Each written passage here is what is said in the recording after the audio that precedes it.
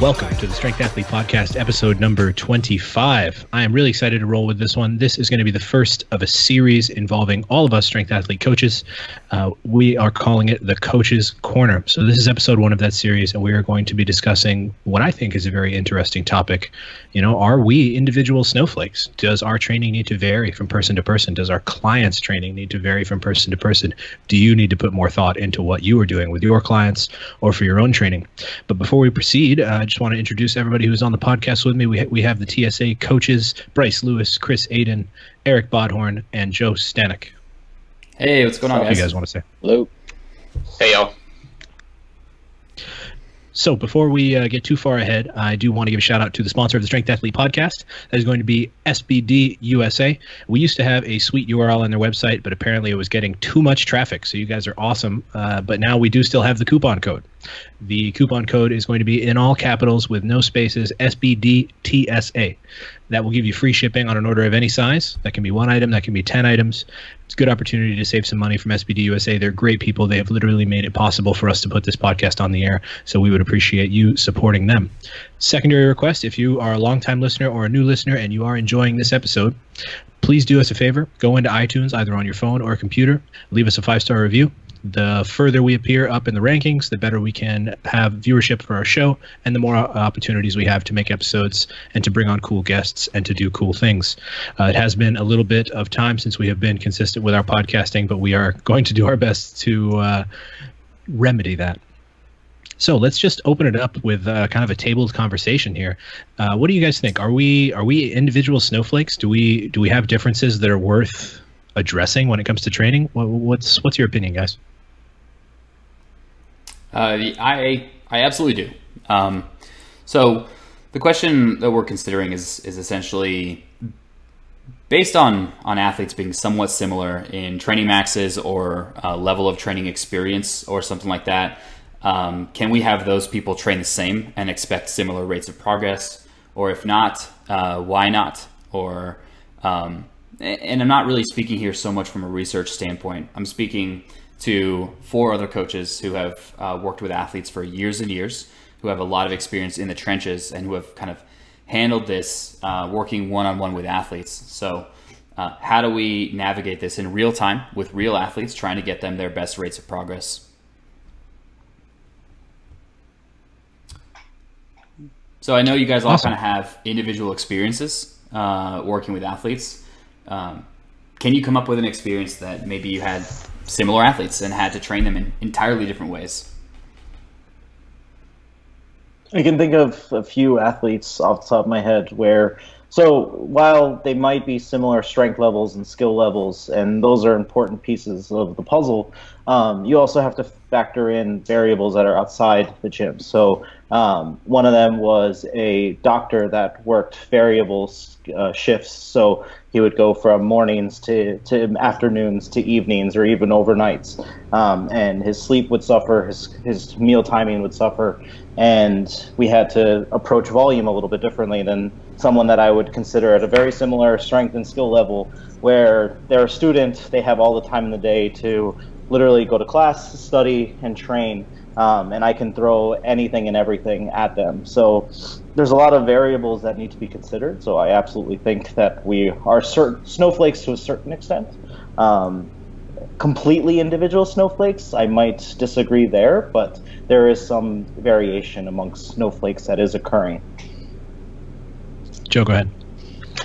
Yeah, so I think that there's definitely a bunch of individualization as far as training goes. I have a really good example of this in that I had 2 people, exact same weight class, maxes probably around within 5-ish kilos of each other on all 3 of the lifts. But for them, the biggest difference was, how strained they were mentally. I had one that was a PhD student that was just constantly, in classes or teaching classes, grading papers, just was under a lot of stress. And that stress sort of carried over to the gym. So I found for that one in particular, compared to this other person who was just very easy, worked a retail job, I had to really pull back on the intensity for the person that was stressed a lot more in their outside factors, because when they would get to the gym, they would just constantly feel stressed and feel like they had to perform really, really well, especially when we would start to ramp up towards a meet. And I found that putting them in a situation where they were just kind of focusing a little bit more on volume and less so on intensity resulted in a better meet for her versus the person who wasn't as strained and had a lot more time to devote to their training. They actually responded a little bit better to intensity because they could sort of mentally prepare themselves for that. And I think that's probably the most common thing that I'll see amongst variation with athletes is where, how they have life stresses sort of transfers over to how they'll view things in the gym. And I'll have to work around that. I don't know if you guys have experienced anything similar. Well, I think for both Joe and Chris's case, I'm not speaking to kind of environmental factors, so to speak, where we have athletes who have different lives and different responses to stress. I'm more speaking of kind of like ideal circumstances. So there's been a fair amount of research showing that, like, when we look at increases in strength after a specific training protocol, we're looking at like the averages. Like, okay, if we have everyone do 4 sets of 10 on leg press 3 times a week, we get X increase in their quad circumference or something like that. But if you drill down and look at individual people, like one person made no progress and another person made like 4 times the average for rates of progress. Like that's the kind of difference that I'm trying to get at, and I'm wondering if that shows itself in how we program for athletes. Even in the most controlled circumstances, there's going to be differences in the response to training, and some of that might be genetic factors or how strict they are with nutrition or quality of sleep. There's so many different variables that can play into that. I think if you really drill down to, let's call it an environmentally equal situation, right? So you have 2 people who are extremely low stress, maybe second year college students with no job, taking 6 units. They lead a life that is basically just training, for lack of anything else. Which for a lot of these juniors that are coming up in powerlifting right now, that must be what they're doing, because these guys are fucking killing it. But which is beyond me, but good for them. But in a scenario like that, I start to think that we see less variation. Actually, I see people. If you take 2 people in an extremely similar environment and you give them, and they're at a similar advancement level and a similar body weight, I would venture to guess, based on my experience, 7 or 8 times out of 10, they're going to respond well to the same training. And obviously there are people who, you would look at differences where some people might do better squatting 1 more time a week or benching 1 less time a week, etc. Differences based on what kind of injuries they may have sustained over time, or based on the training that they used to get to their current strength level. If they were squatting 6 days a week to get to their current max, the other person was squatting 2 days a week to get to their current max. If you don't take that into account prior to creating this training protocol, then you're going to probably end up with a drastic volume reduction for one of those people. No matter how you write that program, and they're at least going to temporarily see a dip in their performance. But all else being equal, I think that we are less of snowflakes than people want to think. And there's a lot of coaches and gurus out there who want to tell you that you need this hyper individualized approach. But I can tell you they do not have a million different permutations of the same training protocol in their mind. It is the same skeleton for every frequency. Every person who's squatting twice a week is starting from the same skeleton almost universally. From obviously from individual coaches it's going to be different, but from one coach there's only so many ways you can reflavor the ice cream that is squatting twice a week. And so I think that while we do have individualizations related to our weaknesses, related to our leverages, if we're talking about an athlete who's same height, similar limb length, similar stress environment, similar strength level, and similar previous training, I think I would say this with a fair degree of certainty that both of those athletes are going to respond to the same training fairly equally. Yeah, go ahead, Joe. Yeah, so I agree with that. And I think ultimately what it comes down to with this conversation of individualization is what small details do we change based upon what we see the athlete reacts to. So yeah, sure, we might have a bunch of different people that are squatting 2 times a week, but for each individual, what does that mean in terms of what we're doing with rep ranges, or how often they touch high intensity stuff, how far up from a meet they do that, how well they handle it, and I think that's ultimately, I don't know if this is really a question here, but that's ultimately what the art comes down to of individualizing things, is taking that similar framework that we all use to build programming and just changing one little detail just so it's just a tiny bit better for that person. I like that you use the term the art there, Joe. Actually, that's it's the art versus the science, and everybody wants to call it the science, and the basis of everything is, but the knowledge that goes into making those training changes is a little bit more on what you could call the art side. It's kind of using your intuition based on X, Y, and Z factors that you should be able to identify to figure out what kind of training changes you're going to make. And this is actually an excellent segue into the next question I wanted to talk about, which is, in the real world, how do we identify what training is optimal? There's so many ways that you can test, right? You can work up to a full out max, but realistically, when you get beyond the novice level, how often can you do that without breaking yourself twice a year? And we've talked enough about injury on these podcasts for people to know breaking yourself twice a year is a bad thing that too many people do. You can use 80% rep out tests, 90% rep out tests, triples at a given desired intensity or percentage of your previous max, or you can use estimated 1 rep max. Do you think that there are certain methods of testing that are going to work better than others based on the individual, or do you have one that you would consider preferable that is probably the most reliable tool for gauging that progress? What do you guys think? I think estimated 1 rep max is probably the most consistent week to week measure that we've been using here at TSA. It gives us good measures from week to week or trends over the course of a mesocycle or entire macro cycle that we ideally want to see progress upward. Now, estimated 1 rep maxes can fluctuate week to week or 2 weeks at a time. It's not just this linear progression upward or downward, but the trend as a whole, generally speaking, if you're using estimated, or if you're using RPEs with the athlete, it gives a pretty good what's the word I'm looking for, measure in terms of if they're progressing or responding to the training ideally or optimally. And if not, you can reassess and make adjustments from there. And I think you brought up a really important point there, Chris, is that this is for continual monitoring throughout the training cycle. This is not for determining how strong you are when you go to test. Don't do a set of 10 at RPE 8 and decide, man, I just put 180 pounds on my max. How did that happen? Well, that's your estimated 1 rep max is a little off. But what you could do is throughout the course of your cycle, if you have sets of 10 for 4 weeks in a row at a given desired intensity on the RPE scale, you can track your progress by seeing if that estimated 1 rep max is going up. That number is probably going to be nonsensical because the E1RM numerical system doesn't really work beyond reps of 4 or 5 and even less on the deadlift typically. But you can at least see where that number is, and if it's going up, you're headed in the right direction. Yeah. So let's say you have a novice athlete that isn't exactly great at rating their RPEs. What do you guys use then in that kind of a situation in terms of gauging things? I still think you can use RPEs. Even if they're off, they're going to be off below and off above, which over time averages out to something that looks like data. You just may need longer data or to be slightly less reliable in the exact numbers themselves.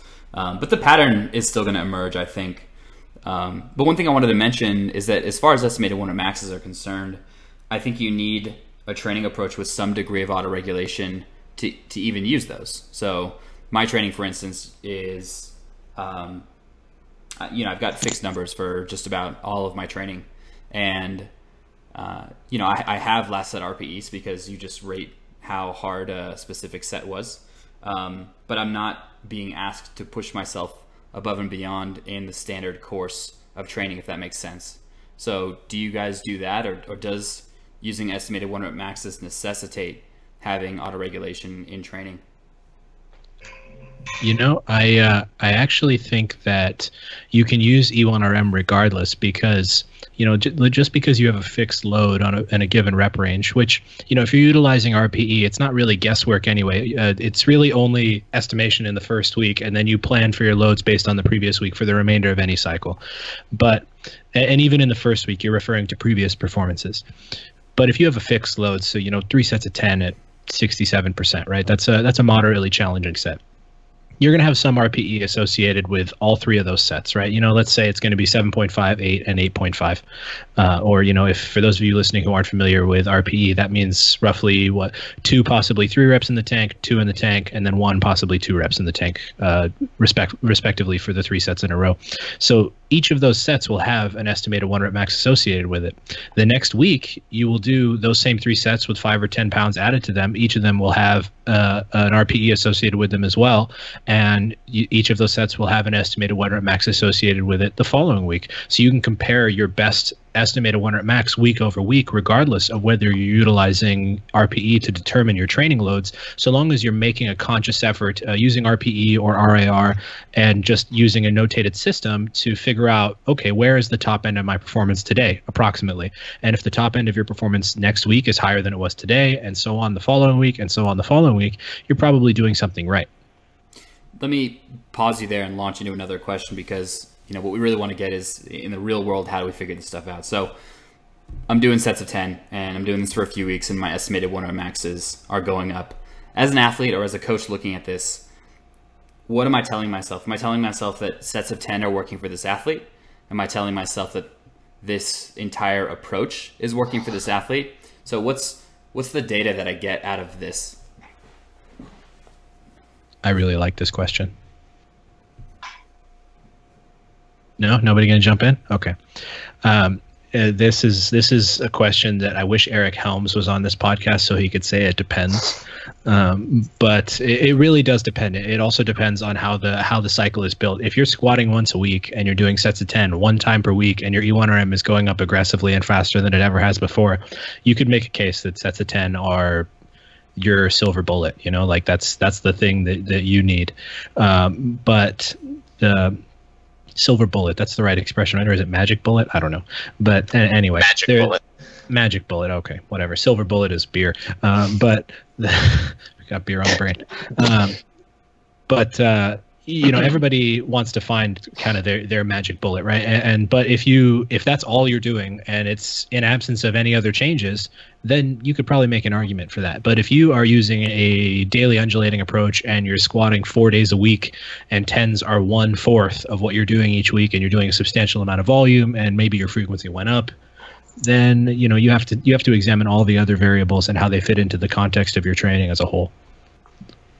I think it's important to realize too that your estimated 1 rep max on all of your squatting days doesn't need to be going up for you to be making progress. We're looking at a complex picture, and it may be the case that you're more prepared on one day than you are on another day, or more able to perform, etc. Yeah, Bryce, going off of that, I think a really good example of that is, if you have an athlete that's dieting, oftentimes you'll see much lower performances on days where they might be on low carbohydrate days, but then on a day where they've had a few refeeds or something like that, they'll be able to express a lot more strength. And I think a lot of people don't realize that every single day shouldn't necessarily be linear. There are definitely going to be days where you're going to feel crappy, and ideally, for a lot of athletes, you can kind of eke that out over the course of the microcycle, and then be able to look at each individual day based upon the estimated 1 rep maxes, based upon how they're doing, and actually get a better picture from that expected performance that might help you individualize things further. Like, for example, that the middle, say somebody's squatting 3 days a week, that middle day, they're usually a little bit more fatigued. If they're able to continually push that day and get better and better on that day, especially, that's a really good sign that progress is being made. Well, Eric, let me bring you into the picture here and ask you a question. And I know this never happens in real life because all your athletes make progress, but if an athlete isn't making progress for any specific reason, how do you troubleshoot that to figure out what wasn't working and how to make it work? It's hard to answer a question you've never had to face.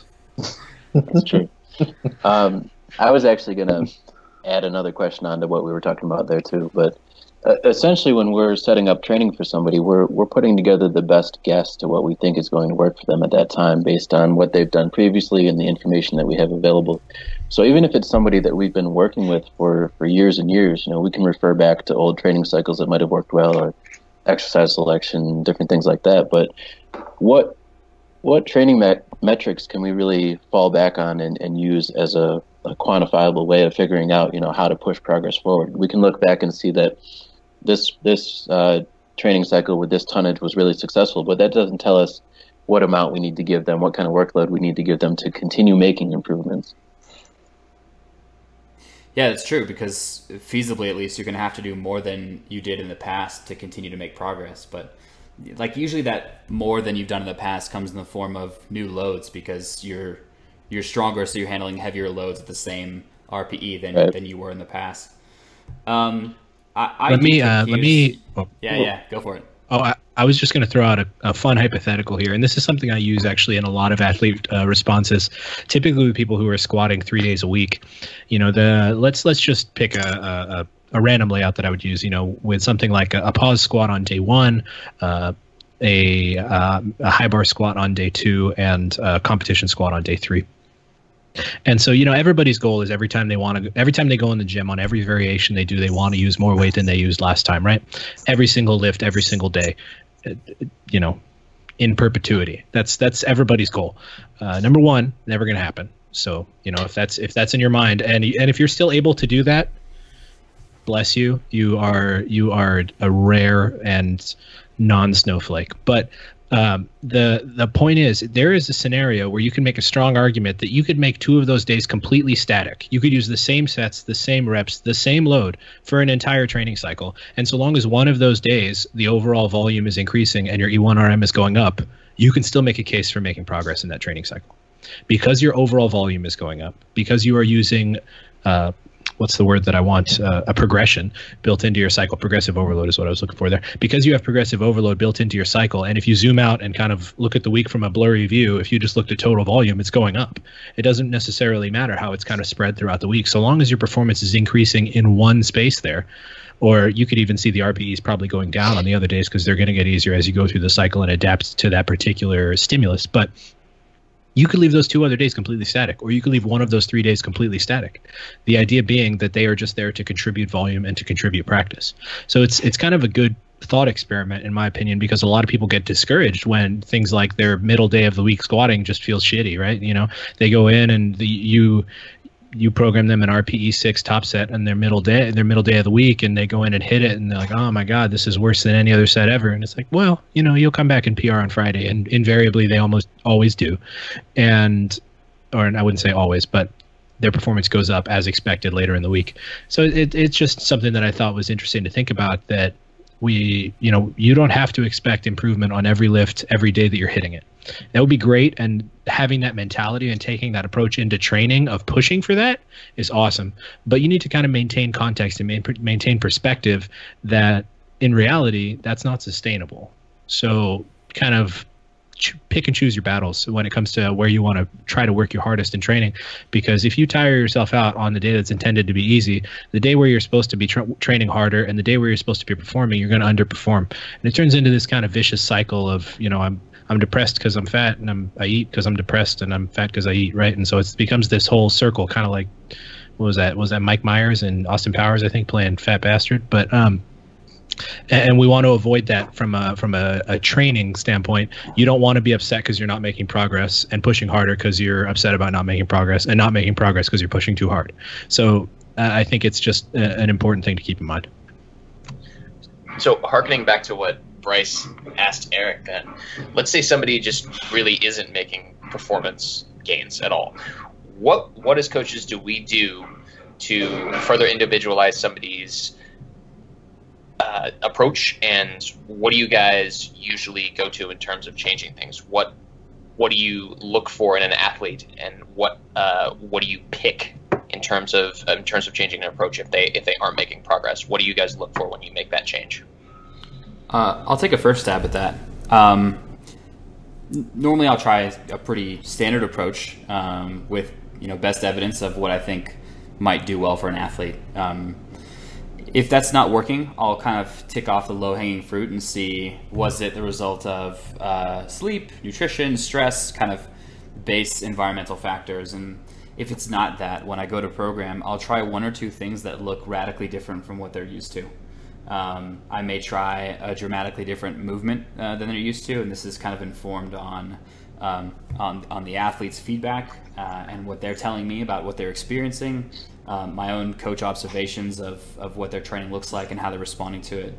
But I may try a dramatically different rep range, frequency, or exercise variation than I started off with, and just kind of see over another X period of time how they respond to this new training variation. I think the biggest thing that can summarize everything is that with this, we use our best guesses when we start up an athlete or working with an athlete. So there's a lot of trial and error here. So we try something out, we don't get the response that we want, we evaluate the outcome, we look at all the variables present, and then we make a decision based on what we know as coaches, the information that we have, and then also the athlete's feedback. And the biggest thing is that we touched on earlier, Bryce, when you mentioned volume and doing more. More isn't always what we need to be doing. Better is better, not more is better. And there's been instances where I have had an athlete where I've decreased the amount of frequency, keeping volume relatively the same, but I've seen just that adjustment from squatting 3 times a week to 2 times a week got the squat moving for whatever reason. I don't know. But we're keeping the total amount of volume the same. So there's a lot of trial and error here. There's just some times where we can do the best we can in terms of setting up an approach, and 12 weeks later, we have them prepare for a meet and we add nothing to their total. I wouldn't call that a worthless training cycle. We've got a great deal of information. We see clearly what they didn't respond to, and we can take that information and then all the information that we know as coaches and kind of adjust it. So I think the biggest things that we've all been kind of reoccurring or talking about the same theme is volume, intensity, frequency, and just modifying those variables to get the response that we want. But also we can add in exercise selection there too. So yeah. I think for me, oh, sorry, go ahead, Eric. Oh, that's okay. I was just gonna kind of echo what Bryce was saying, in that I think the first thing that we look at in that situation is recovery, to determine whether they're under-recovered or if they need a bigger training stress, and then we kind of break that down into more specific training variables like frequency, exercise selection, those type of things. Yeah, it's a good point. We want to knock off some of the easy stuff. Hani, before I lose track of it, I love being devil's advocate, and I wanted to push back on an idea from before about similar athletes responding similarly to the same training approach. If that's the case, why don't we create like a training approach, like a templated training approach for 25-year-olds with a class 1 total or something like that, or 25 to 30-year-olds. You missed out on the all else being equal encompasses more there than what you're, I think, giving credit to. I was saying someone who has the same time demands from school, work, has the same availability to training and the same stress level outside of the gym. And in that scenario, I think that you could make training approaches for that. And I think, plug here for the TSA 9-week generalized intermediate program. Which, if you haven't checked that out, it's probably arguably one of the top 3 best free programs on the internet based on public feedback. So check that out. But the idea is that if those athletes are in that scenario, then they probably would respond to the same training. But the fact of the matter is that there are so few people who are of the same strength level, of the same body weight, of a similar training age and training history, who also have all of identical stressors outside of the gym, who we could take and generalize an approach for them.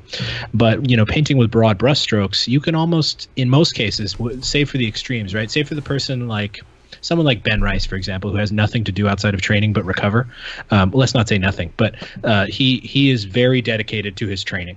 and he's very dedicated to his recovery and relatively low stress compared to most people, I would say, on the one end of the spectrum. And then you have someone on the other end of the spectrum who is a fourth-year medical student who is going to start their residencies and having to move around to different cities in their either state or country once a month, and has to work 4 days a week to be able to pay off their student loan debts. Those are two very different scenarios, and they might be the same strength level, they might be the same age, they might have a similar training history, but they are going to require radically different approaches typically, because the one is going to be so much less recoverable than the other. So I think you have to take those external factors into account when you're dealing with the extremes. But I would say, if you were to think of like a standard deviation curve, the middle of the curve, most people, it's like 68% falls into that middle largest portion of the curve.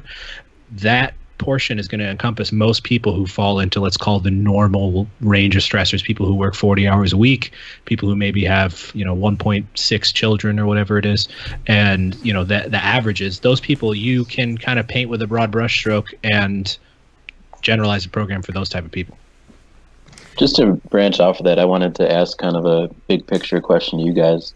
So what percentage of your athletes do you find aren't squatting 2 to 3 times a week, aren't benching 2 to 4 times a week, and aren't deadlifting 1 to 2 times a week? Goose egg. Yeah, none. I think I have one athlete I'd that say deadlifts once a week. Maybe 5 to 10% for me. But I might have less than it's 5, a low number.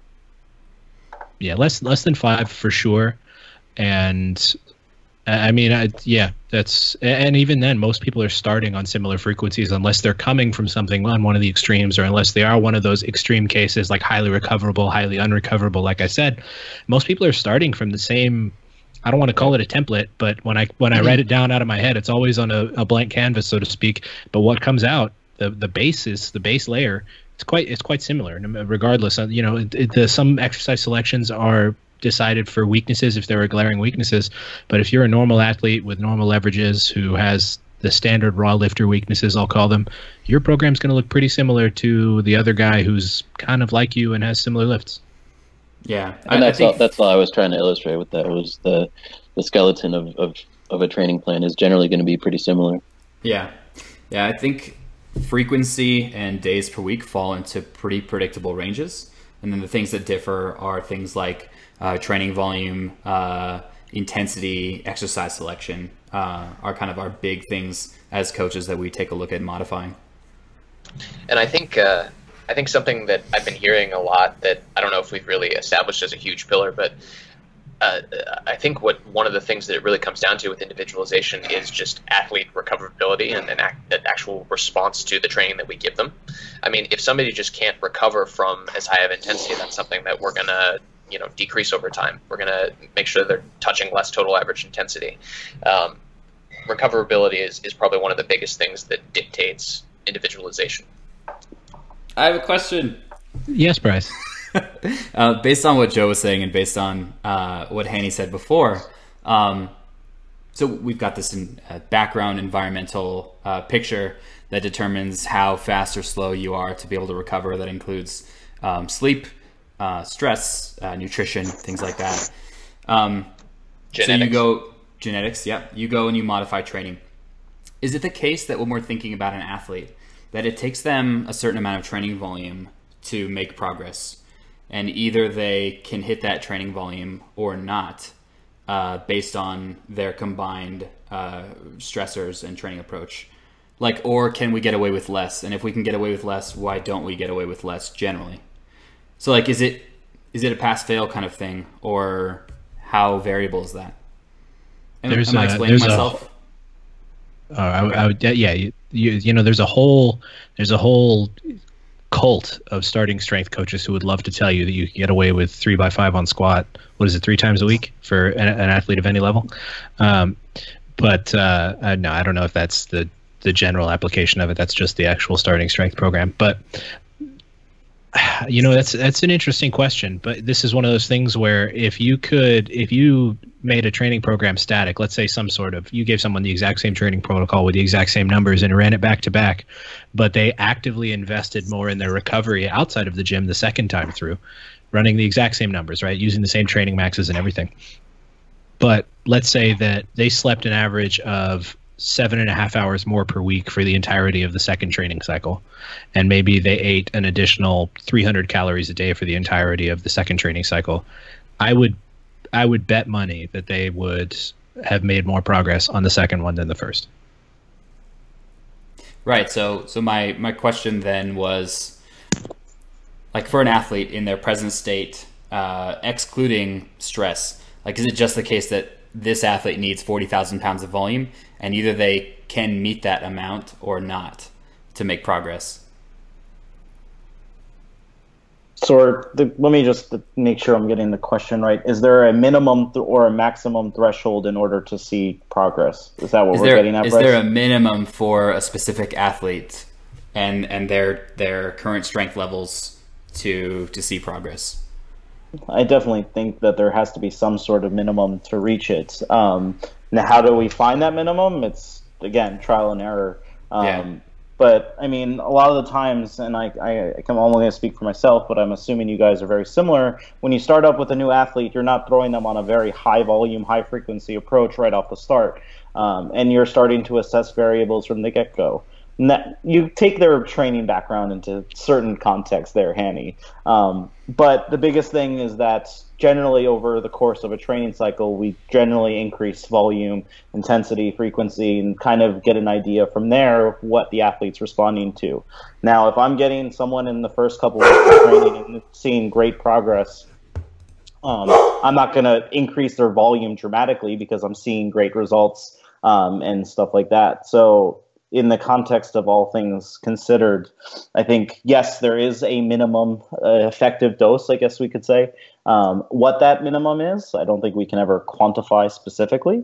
And kind of just one of those variables or one of the outcomes that we need to monitor based on all the other variables that we're considering.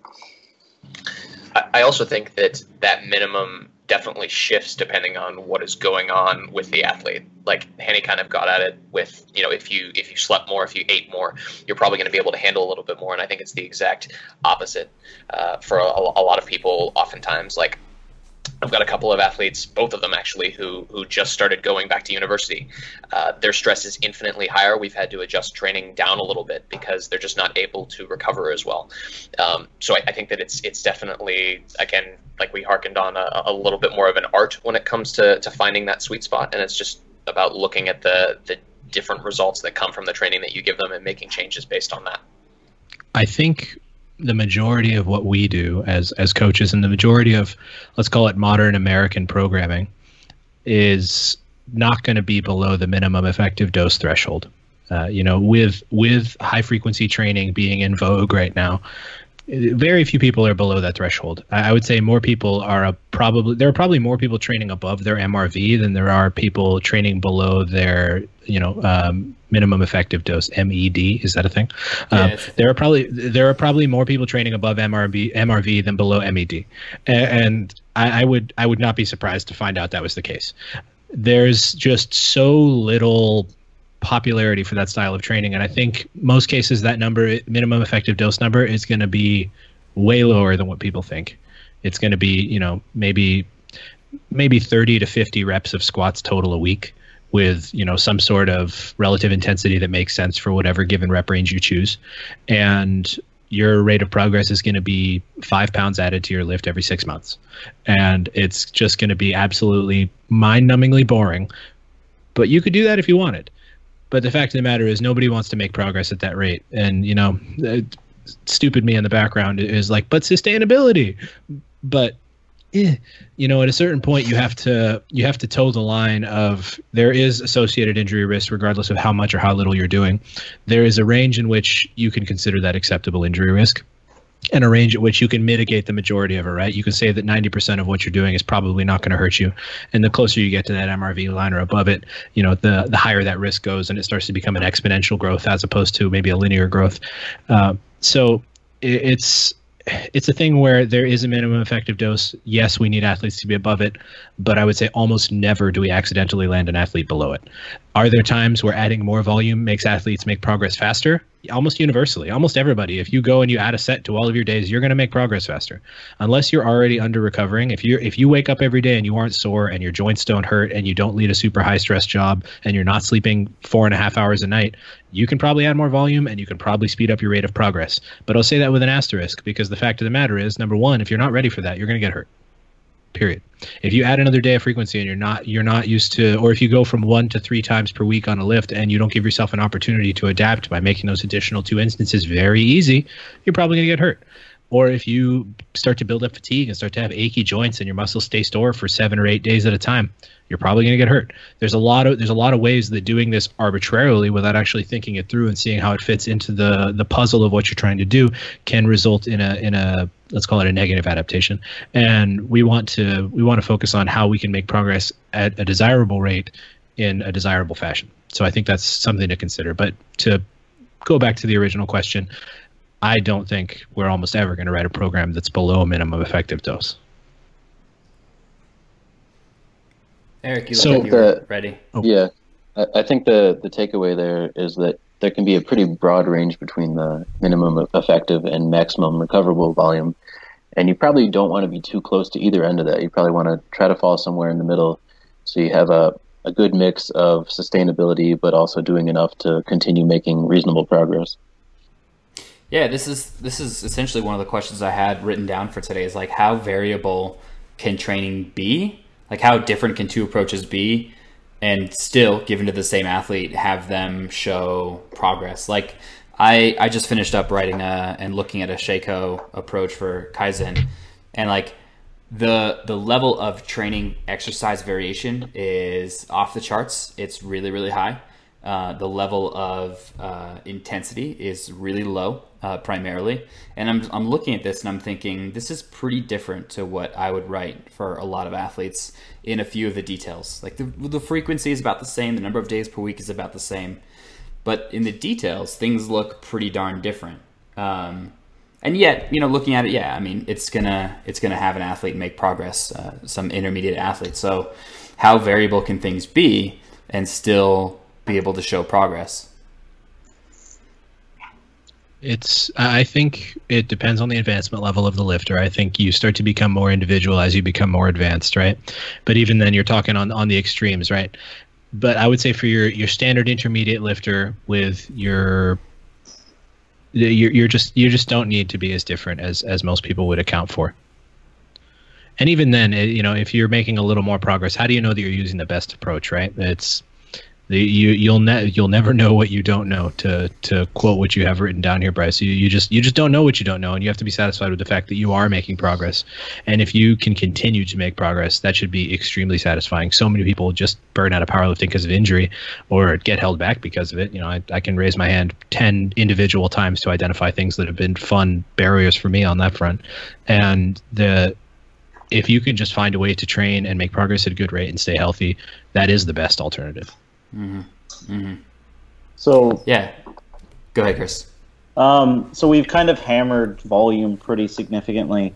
What about intensity? So do you guys find as though there's such a thing as rep dominant, or athletes that progress better on lower intensity work in order to get progress? Have you had circumstances or individuals where you tried higher intensity versus lower intensity approaches? And this is a question for Eric.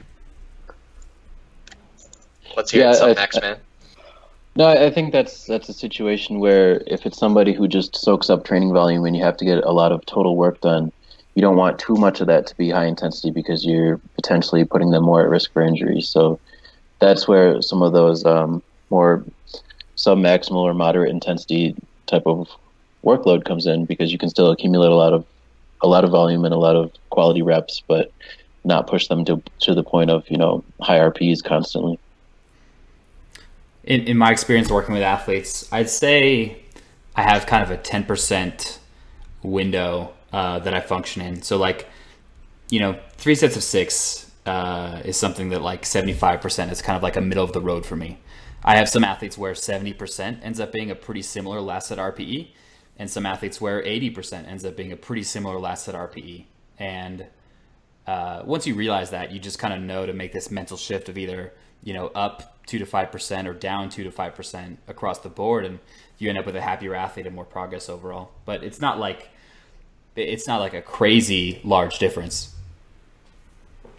Yeah, as a rule, I think we all use the last set RPE gauge to help us figure out how things are going, and I think this is probably one of the most underappreciated tracking tools when it comes to what your training is doing overall, right? Because the first set, when you're feeling fresh and fired up, or maybe the second set once you've had an opportunity to iron out your technical issues for the day, those are going to be great. Those are going to be RPE 7.5, 8.5, whatever your goal RPE is for the day. But when you get to your third, fourth, fifth set, if you're finishing with the grindiest RPE 10 with a bunch of technical breakdown, you're probably working a little too hard. And so you should adjust your expectations of what kind of load you can utilize in that rep range for effective training. And you can kind of build up a gathering of evidence that'll help you to make choices with regards to intensities moving forward in your training based on previous history of how you've responded to particular relative intensities and rep ranges. Mm-hmm. Yeah, I could comment on this as well. I just have even with my own training, I have a very easy threshold of technical breakdown when I'm doing super high repetitions. So something that my own coach and I have done is just done a much higher frequency of squatting, because that's the lift that's usually got that, but with much lower exposure to higher repetitions. I only do 1 set of 8 and 2 sets of 6 per week, and the rest of the stuff is relatively low repetition, 3 to 4 range, and my training's never felt better. I have some other athletes that are like that. They just seem to respond well to more sets and lower reps. I think it might just be something to do with their ability to hold on to their technique through repetitions. Hani, I think that was something that you mentioned before we were talking about how we might individualize things based upon where an athlete's technique will break down.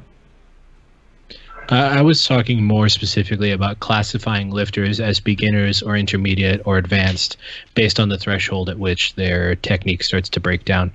And this is just kind of a spitball that I was thinking of. You can typically an advanced athlete, a very strong advanced athlete is going to, and someone who focuses on technique, we can use Bryce Lewis, for example. You've all heard of him, right? Bryce, you don't seem to have technical breakdown on your squat until you get to like 98 or 99%. You can go right up to the brim, and you look pretty similar speed once you get past 87 or 88%. Whereas if you were to take just a rank novice and hand them an empty bar and say go high bar squat, they're gonna have technical breakdown immediately. They're gonna be kind of like poop and dog in it, and just it's going to look like crap. And as they become more and more technically able, obviously their strength level goes up, but the percentage at which they start to have technical breakdown as compared to their max also goes up as they get better. So it was just a thought that I had regarding, instead of using actual strength levels or total or time training as a classification, we could look at where does your technique start to break down on average through your lifts, if there's some average of it, and how does that compare to other highly advanced athletes? And it's just an interesting thought I had. Yeah. So I want to get to something practical that people might use, because Joe, as I'm listening to what you're saying, that you realize that you have breakdown technically, and as a result, you and your coach have made this change to modify training. The listener might be thinking, "Wow, that's a really cool thing. How do I, as an athlete, or how do I, as a coach, make changes to training in real time? Where do I pick this stuff up from? Where do I learn this stuff so that I'm able to make better decisions in real time?" Because ultimately what we want is to be able to make better decisions. So where do these training modifications originate from? Is it just a careful eye on what you're seeing? Or how do we navigate this? I think, especially if you're doing your own training, or maybe if you're just a new coach trying to learn the ropes, the biggest thing is having really good notes and actually giving yourself decent data to work with. The more notation you have on things, the easier it's going to be to kind of look at those trends over time. Sure, we already talked about estimated 1RM, but that doesn't give us a picture of what the set looked like. Sure, you could rate a set an RPE 8, but 2 different lifters RPE 8 could look extremely technically different. So just making sure that I have good notation from my athletes and kind of looking at that over time, especially if it's second or third training cycle with them, allows me to make those sort of modifications over time. So again, with just using myself as an example, just noting how often I would get technical breakdown on sets of 8 or more. Evan and I chose to just keep that at a minimum. Still a little bit of experience with that week to week, but it allows me to get better practice, and I think that's something that should be an emphasis in training. Having better technique over the course of the same amount of volume, at least in my mind. If somebody had a bunch of technical breakdown doing X number of sets over a training cycle versus keeping their technique really well, that's probably going to result in a better 1RM at the end of the training cycle. Mm-hmm. I think the more important thing to also keep in mind is that Joe, from what I'm understanding, Joe, is that there's still some dose of higher rep stuff going on. So there is still some higher rep sets still. There might be lower dose or less frequency, or they're just the emphasis is a lot lower than we might use most of the time. But I think the biggest thing is that all rep ranges are important. So while total volume is very similar, 8 sets of 3, pretty time consuming when I can just do 3 sets of 8.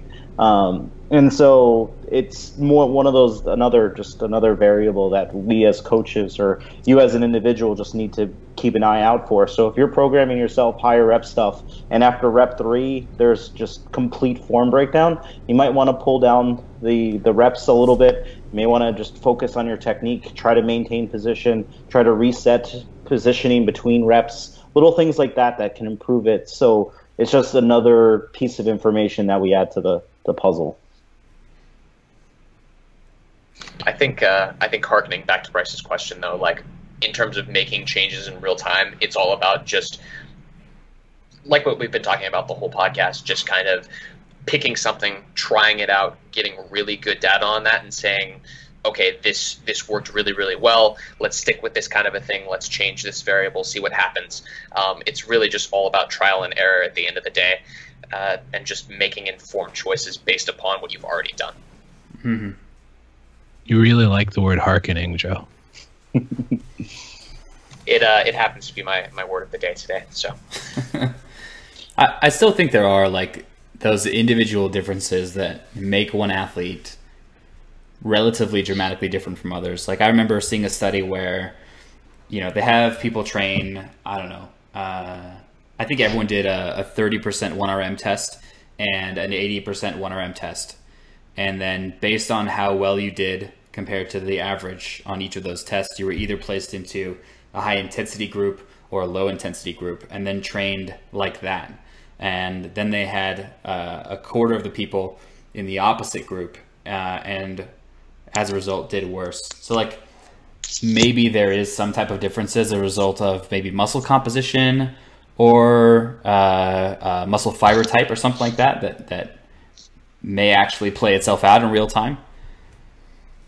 Are you referencing Project Momentum, the second one where Mike T did the study? No, I don't think there was a crossover design like this one. I'll pull up the exact study at some future point, and we'll put it in the notes here so you guys can take a look at it as well.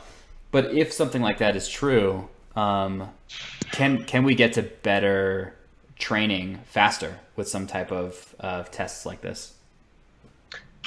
I do think that that's possible, and I think that there, depending on a certain person's muscle fiber composition, like there are muscle fibers that can adapt, but I think if we had the opportunity to look at something like that, that would definitely be the case. If there was a decent test that wasn't too time consuming, that we could perform on each athlete, that would allow us to individualize training better, I think that would be cool. The problem is I don't really know of one that gives us very quick, reliable results that are going to be the same over time, because even if that were the case, like we just talked about, something like muscle fibers could adapt and change over time. Absolutely. You probably wouldn't find that on an individual basis anyways, unless you hashed out a few contrasting training cycles with one person. Yeah, at least on an N=1, like it's going to take some time to figure that stuff out. And that's what we're doing anyways. We're taking time to figure this stuff out with our best case decisions. So kind of the last thing that I was thinking is, okay, so we figure out a training style that works best for a specific athlete. How durable is that piece of information? Like, how long do you expect to be able to think, okay, athlete X does well on 3 times frequency, or on using safety bar squats as a training variation or something like that? How durable is that piece of information? Let me bounce this question directly back at you. How many times did you run that same training cycle to prepare for meets prior to maybe 18 months ago? A lot. It's like 3 years, basically. So this is an idea that I think Mike T talks about, like, using these block reviews. And if you find a good 4-week chunk, like, why would you do anything else? Like, just repeat this 4-week chunk, or repeat this microcycle, even like a 7-day plan until it stops working, which I think is an interesting idea. Right. I mean, and that's basically what you did on a broader scale, right? It was repeat this 12-week cycle or 10-week cycle for 3 years, and you put, like, what, 300 pounds on your total or something asinine like that? Yeah, it's a lot. So, yeah, I think how durable it is relates to how sustainable it is. But if you have a highly sustainable program that is manageable and allows for some degree of freedom, so you don't get, emotionally bored running it, I think you can run things for quite a while. And had you not gotten hurt, I think you would have kept running it. Yeah. But now looking back, like, I think I'd probably include some type of yearly variation too, like maybe just purely for the sake that we've been doing something for a long time. Let's get in a little bit of whatever based on coaching information different to keep sustainability high. And Hani, I think that's what you're getting at too. I mean, the fact that you got away with it for 3 years and that you were able to put that kind of progress forward for that amount of time and put that much on your total without getting hurt right up until you were already at the top of the world level, I don't think you could ask for a better scenario than that, because pretty much everybody gets hurt along the way, and some people more than others. And very few of them last all the way to the top of the ladder before they do that, Yeah. I think as long as you have a fairly solid training approach and your recovery variables are in place and you're in a caloric surplus, an extended one like Bryce was for quite a long time there, you can make progress off of a fairly similar approach for quite a long time. Yeah, I think something like, as long as your life is fairly stable outside of training, as long as nothing major happens that is going to affect your training, like an injury or something like that, you could probably sustain the same training approach basically until it doesn't work anymore. Just keep going with it until you stop adding to your training, and then change one thing from there and go again. All right, guys, I'm going to bring us to a stop here. I think that we're finishing at a good place. I've really enjoyed this conversation. Actually, it ended up being more interesting than I expected it to be. For those of you listening, we will continue these Coach's Corner episodes. If you have things that you'd like to hear us talk about, the Green Bay Packers, for example, I could talk about them for at least an hour. Then I would love to. Eric brings up his eyebrow when I say that because he wants to talk about the Giants and Eli Manning, but there's not a lot to talk about there. Not a whole lot to talk about except for Saquon Barkley. Yeah, he's nasty. My dude Antonio Brown, though. Yeah, well, all right, let's not get into football. But yeah, so thank you guys for listening. One more time, if you can and if you're willing, please go leave us a 5-star review in iTunes. TSA signing out. See you guys.